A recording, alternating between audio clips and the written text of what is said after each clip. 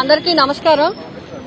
ఈరోజు మిథున్ రెడ్డి గారి అరెస్టు, అక్రమ అరెస్టు ఇప్పటికే చాలా రోజులైంది. ఇప్పుడే రాజా గారు కూడా ప్రస్తావించి చెప్పడం జరిగింది. మరి ప్రభుత్వం వచ్చి 15 నెలలు అయినప్పటి నుంచి మనం చూస్తూ ఉంటే సూపర్ 6 అమల్లో శ్రద్ధ లేదు, రైతుల పట్ల శ్రద్ధ లేదు, మహిళల పట్ల శ్రద్ధ లేదు.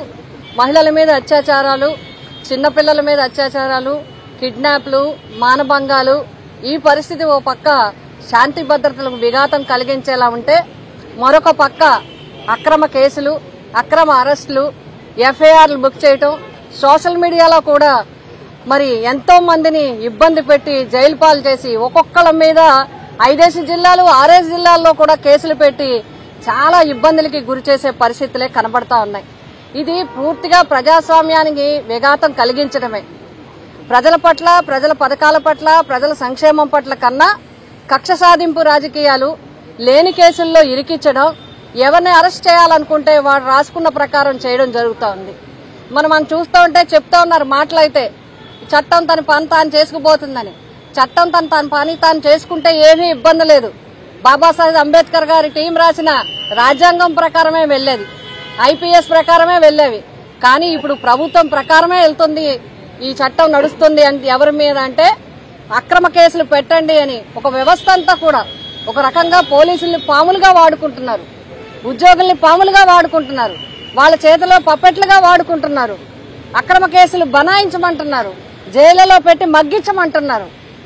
అందుకే మేము కోరుతున్నాం న్యాయస్థానాల్ని, ఆంధ్రప్రదేశ్ లో వచ్చే కేసులు ఏవైతే ఎవరి పరిధిలోకి వస్తాయో న్యాయాధీశులన్నీ కూడా పరిశీలించాలి.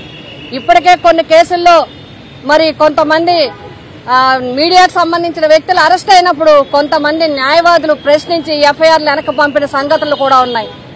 అంటే మీరు ఇందులో ఈ సెక్షన్లు ఎందుకు వేశారని క్వశ్చన్ చేసినవి కూడా ఉన్నాయి. అంటే ఎవరి ప్రకారం ఈ కేసులు నడుస్తున్నాయి, ఎవరి ప్రకారం ఎఫ్ఐఆర్లు ఫెయిల్ అవుతున్నాయి అనేది మరి చూడాల్సిన అవసరం ఇప్పుడు అందరి మీద ఉంది.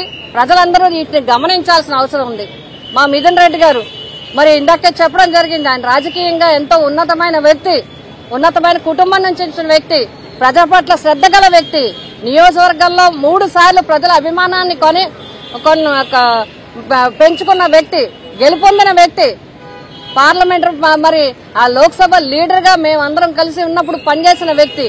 అటువంటి వ్యక్తిని ఏమీ లేకపోయినా అక్రమంగా ఇందులోకి చేసి అరెస్ట్ చేయటం అనేది మేము తీవ్రంగా ఖండిస్తూ న్యాయస్థానం తొందరగా ఆయనకి బెయిల్ మంజూరు చేయాలని, అదేవిధంగా తప్పనిసరిగా ఆయన ముందే చెప్పడం జరిగింది, ఈ కేసుల్లో మీరు నిజాలు నిరూపించండి, ఇవన్నీ అక్రమ కేసులు, తప్పకుండా ఈ కేసుల నుంచి బయటపడాలని మేమందరం కోరుతూ ఈ ప్రభుత్వాన్ని ఇలాంటి అక్రమ అరెస్టులను ఆపమని చెప్పి మేము డిమాండ్ చేస్తా ఉన్నాం.